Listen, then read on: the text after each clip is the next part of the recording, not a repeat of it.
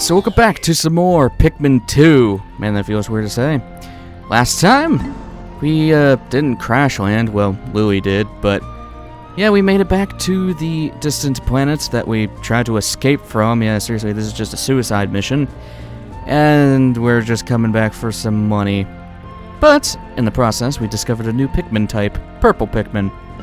And this time, we're going to the Awakening Wood. Insert man joke here. Well, at least it's not the Morning Wood.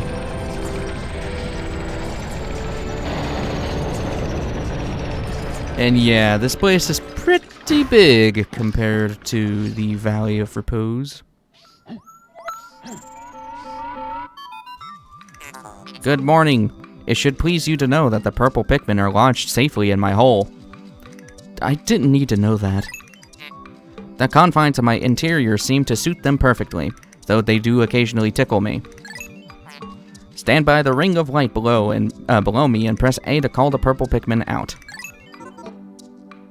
So as I said last episode, purple Pikmin do not have an onion, so they are relegated to the ring here.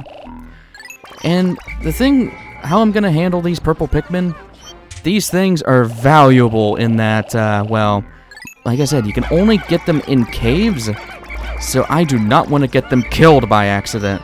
So I'm going to play these guys pretty carefully. Reds are going to be mostly for attacking. Why are you talking to me? I'm trying to go into fights. Stop telling me how to do things you already told me how to do. You told me this in the last episode. Okay, whatever. If you couldn't already tell, I hate the robot. Anyway, just kill these guys. But purple Pikmin are not just, well, only valuable. They are destructive. See this bulb orb over here? Watch this. Usually it would take a little bit to get all these reds to kill this guy. Purple Pikmin pretty much one-shot the dude, which is nuts. I did not mean to send the purple out there. Actually, I'll just wait for him to do that. I'm gonna have a lot of the reds go and clean these up. So yeah, today is pretty much just gonna be a, well, grow the reds out. I do try to do this as quickly as possible because having a lot of reds is very valuable, and you get some white sheer grubs, or, well, white. Female sheer grubs, which are only white. Fun fact, the female sheer grubs do not attack. Yeah, I don't know why either. Only the male ones, and male ones are purple, so... Anyway. And they're not nearly as bad as they were in Pikmin 1. Male sheer grubs don't just insta-kill everything now, which is great. Anyway. So yeah. There is a reason why I'm growing this many Pikmin out. If I get what I want to show...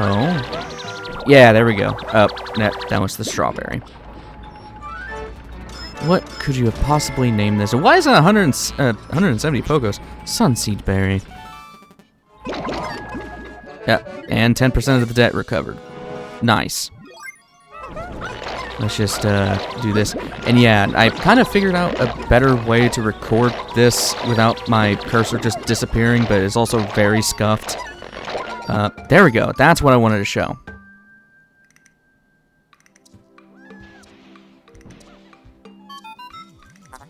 Alamar, we have a problem. The onion has ceased ejecting seeds. Is it malfunctioning? Interesting. It now seems the number of life forms within the onion has increased.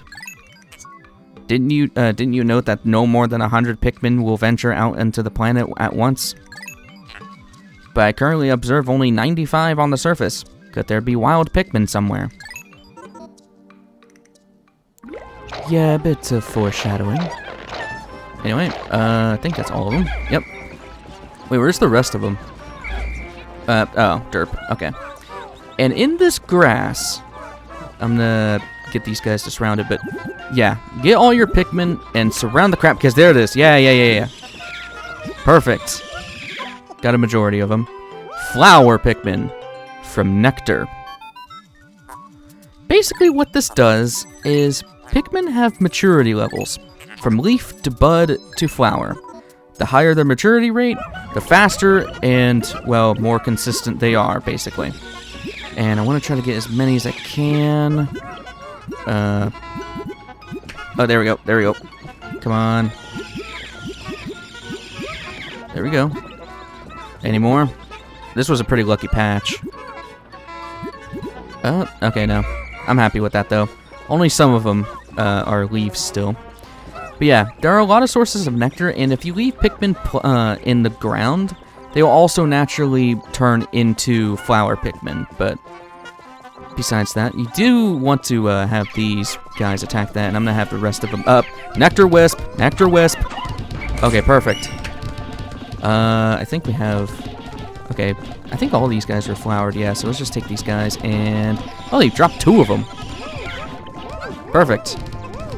So yeah, what I mean by consistency with flower Pikmin is that they trip less often and they're generally just smarter about stuff. But yeah, let's get the rest of these guys and get them onto there.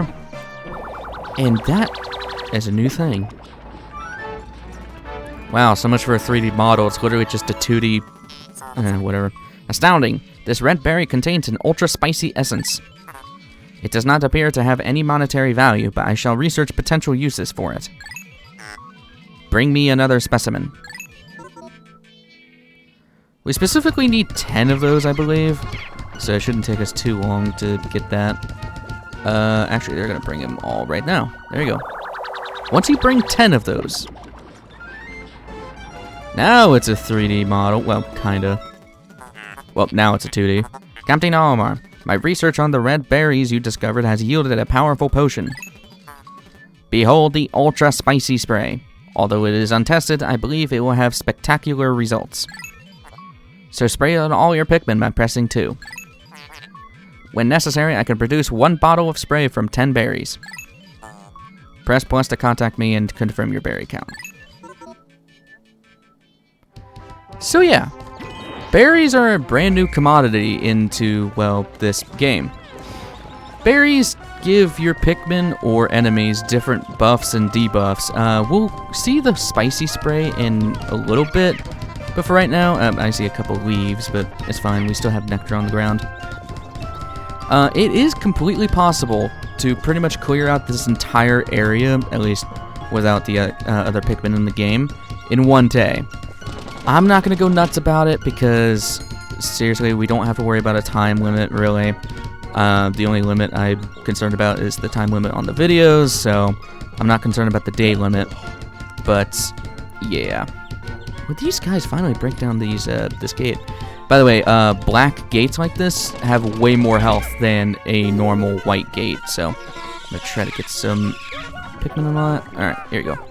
And I do not remember the name of this guy, but yeah, he's basically a weird bug who will try to, well, do that. And if you're worried, he'll spit them out when they're dead.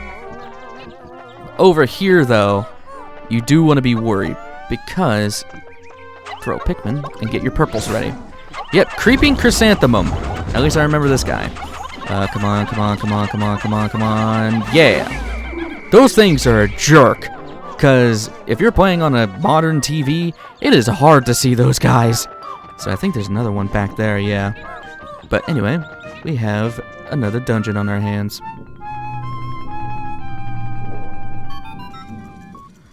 Biological sensors are reacting violently. The readings are ominous. A beast of unknown power lurks in these depths. A large Pikmin group would be reassuring. My sound sensors are picking up hostile roars of many beasts. Expect dangerous encounters. Sensors are also showing extreme heat pockets. You may need flame-resistant Pikmin. But my records indicate no such data. Are my records incomplete?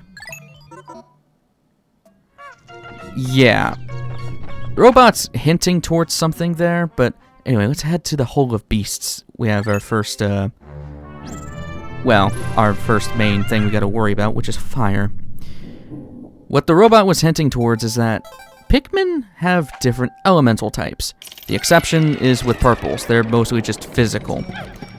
Red Pikmin are completely resistant to fire. Along with that, they have a 1.5 times more damage multiplier than they do with every other Pikmin. Again, purples are accepted from this because purples just, I think they outright do twice as much damage. So my general strategy is just, with these floors, go with reds, because you can always make reds, and there's the male shear grubs. Yeah. Any more? Alright, you got these, you got those. So yeah, male shear grubs will not one-shot Pikmin anymore like they did back in Pikmin 1, thankfully. You can save a Pikmin from a male shear grub. Good thing I caught that. Okay, alright, guys, chill out, chill out. And one thing I never mentioned with these dungeons, every dungeon in this game is randomly generated. So if you're following along, mine's gonna look probably completely different to yours. The only reason why I didn't mention it until now is because the Emergent Cave is the only cave in the game that is guaranteed to have that layout. So, by all means, just be very careful on that. And we have ourselves a D-pad. The Stone of Glory. Glorious indeed. And, yeah, you heard that weird noise? That is an indicator of if you've gotten all the treasure on that floor, so we are good to proceed.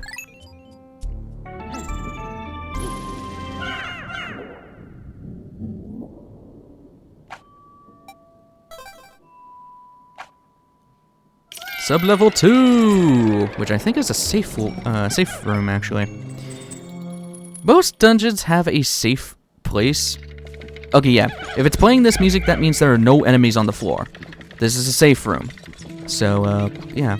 Safe rooms generally have, well, I was about to call them pocket posies.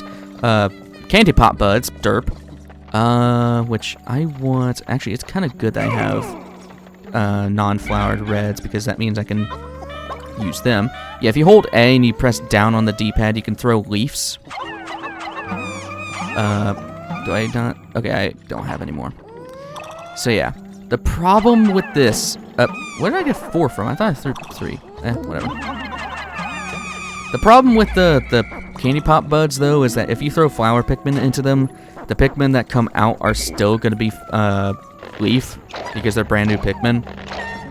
But thanks to the safe room, there are plenty of eggs, and these eggs can drop nectar. They can also drop spray, which, again, I'll get into spray later once it's useful to us. I just don't want to use it because it is a good commodity. Let's throw a... Actually, I want to throw a flower. Okay, there you go. Get in the habit of doing that, by the way. If you have purples, use them on the eggs. Trust me on this. Because those eventually will become traps later on. I think I got everybody, though. Yeah. Okay, cool. And I think... Yeah, that's it of this floor. Sometimes you can have 1 egg, sometimes you can get, like, a bunch, but, yeah, I didn't get lucky there.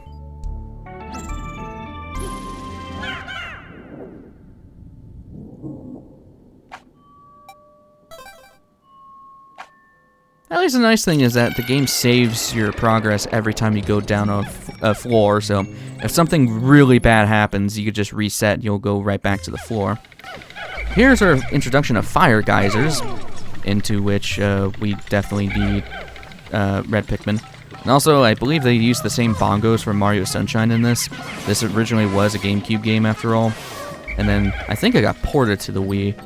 I'm not too sure about that. I mean, I'm playing the Wii version, derp, but I don't know if they came out at the same time like, what's it, Twilight Princess did, but ow! Yeah, captains are not immune to fire. But anyway, get that. I'm just going to clear out the area before anything else. I don't think there's any enemies, per se, except for these fire geysers. But yeah, be careful with fire, because, well, Olimar and Louie are not immune to it. So there you go. And there's a lot of interesting, trivial things about a lot of these treasures. Like, for example, this. This is a, what's it called? I can't remember the actual name of it, but it's a really old, like, game piece. And in here, this thing is actually very interesting. I'll get into this once we bring it back to the robot man ship thing. I keep wanting to say that that's called a Gachon, but I don't think that's what it's called. I am relatively young, so I wouldn't really know what this is. But yeah, it's pretty cool. Strife Monolith. not only is there a lot of product placement within the game, but there's a lot of Nintendo history that's hidden away with all these treasures. And like I said, I want to get into that once this gets back to the ship, because this is actually a very interesting piece of Nintendo history.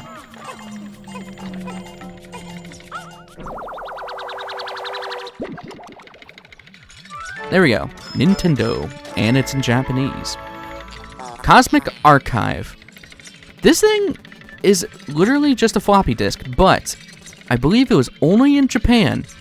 Nintendo had this thing where you could literally copy a game onto a floppy disk, and you play it as much as you want or whatever, and you could take that same floppy disk back, take the game data off of that, and buy a new game and put it onto the floppy disk. So it was essentially digital games at the time, which was kind of crazy. Very, very old technology, but yeah, you don't hear about the Nintendo floppy disks too often. Freudian slip much. Like, there's other stuff like that that's really cool. So anyway, let's keep going down.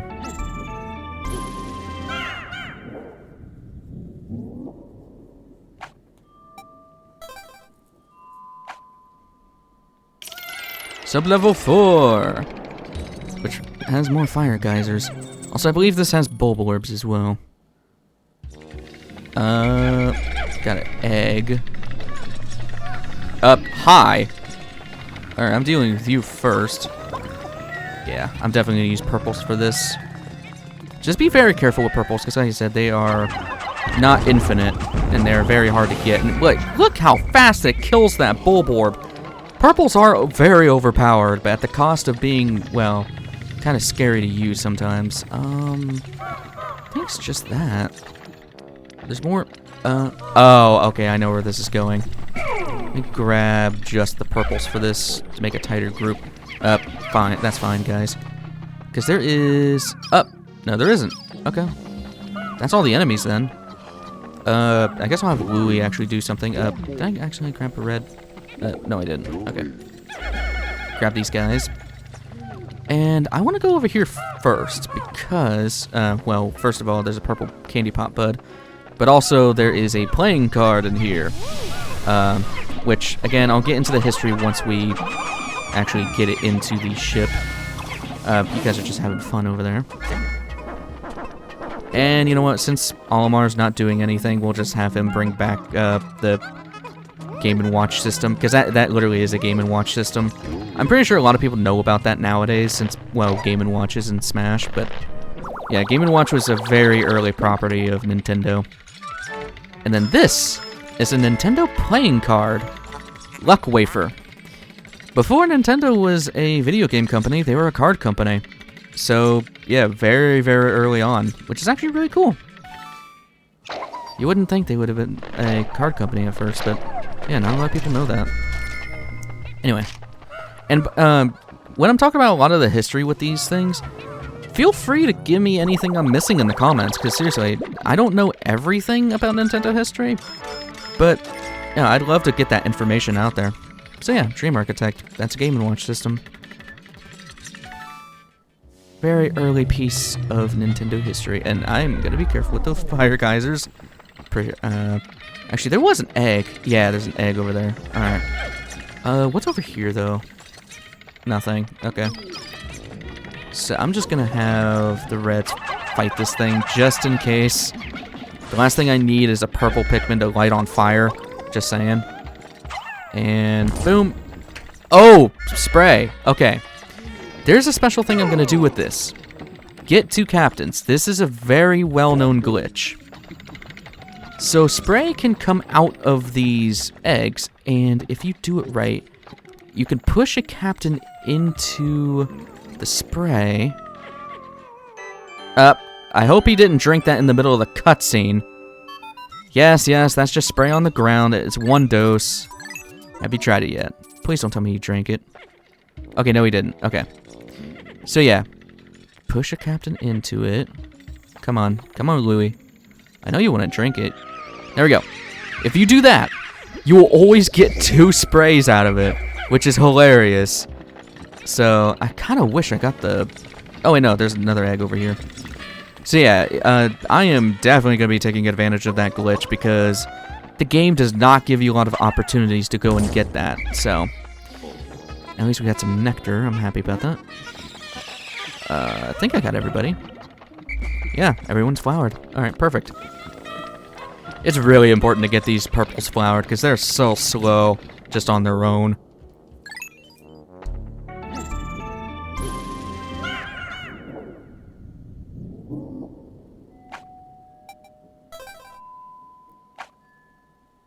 So level 5 is our final floor.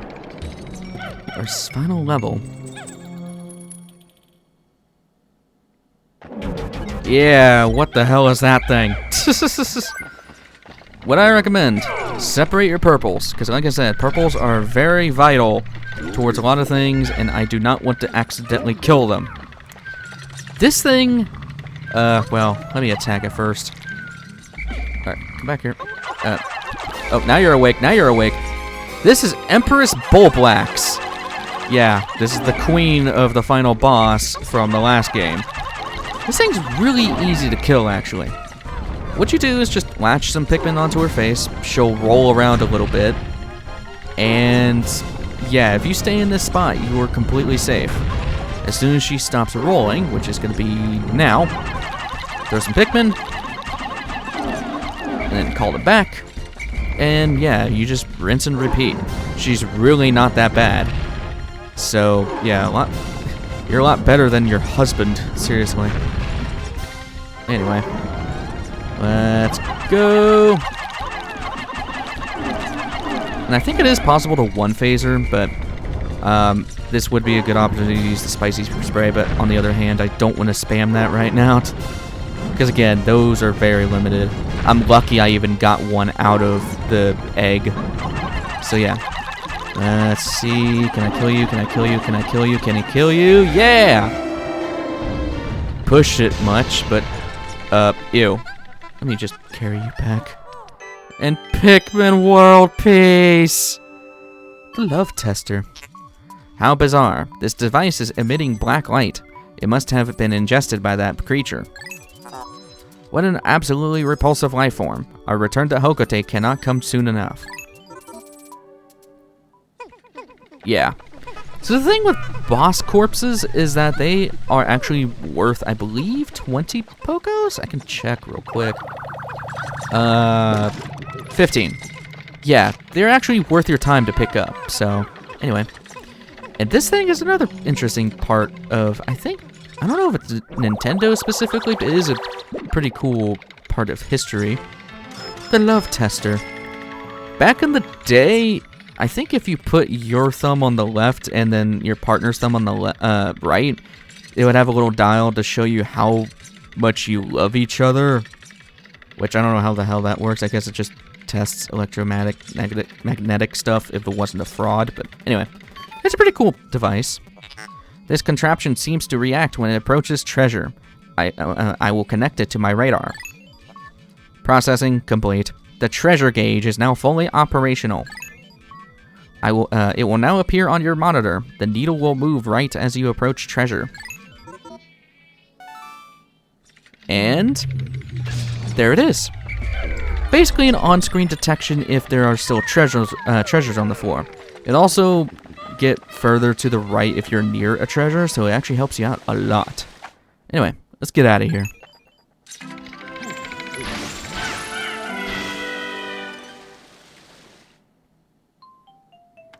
Lots of money.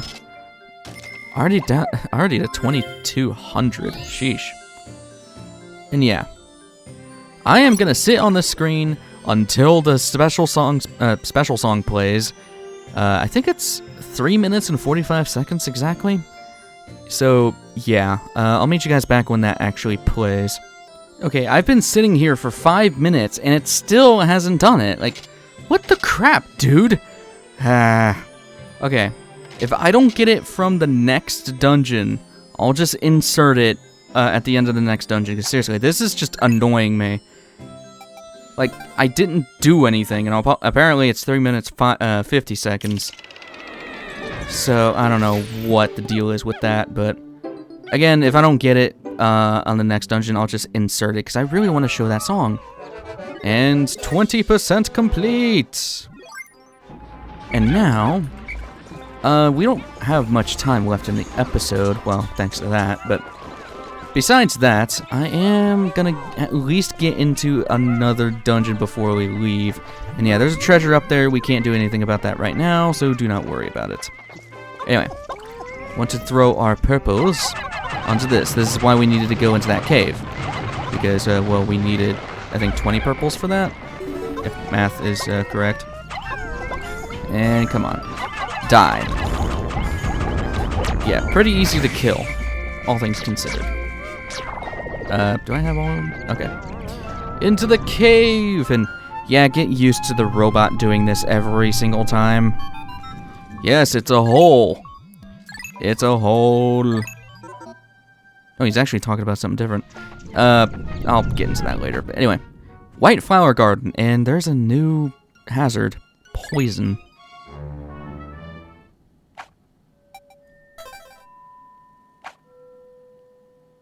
Well, we're not going to be doing much in this place as of right now. I say not as much. I'll probably just clear out this one floor and then end the episode because we're going to be hitting time here soon. Which, speaking of that, I did not mean for last episode to take as long as it did, but I really wanted to get through the first 2 days. And oh god, Mail Shear Grip. Yeah, those things are terrifying. You generally don't want to, like, rush enemies. Like, you don't want to have Pikmin just charge into them because they'll just charge into their mouths, and it's not a good time for anybody. Get you and get you. There we go.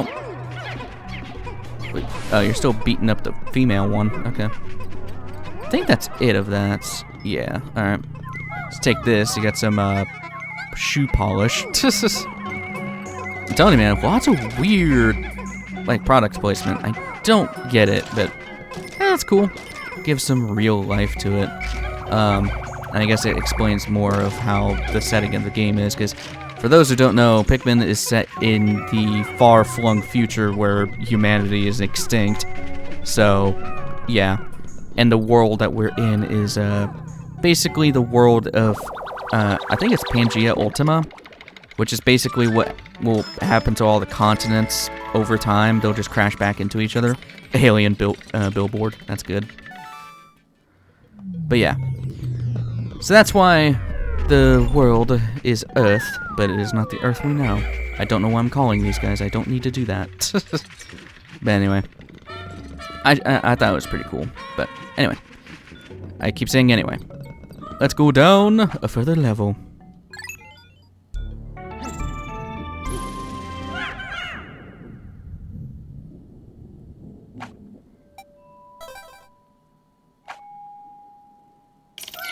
And on the second floor is where I'm going to end things off. So, next time on Pikmin 2, we'll keep exploring the White Flower Garden and hope to not get eaten by pigs.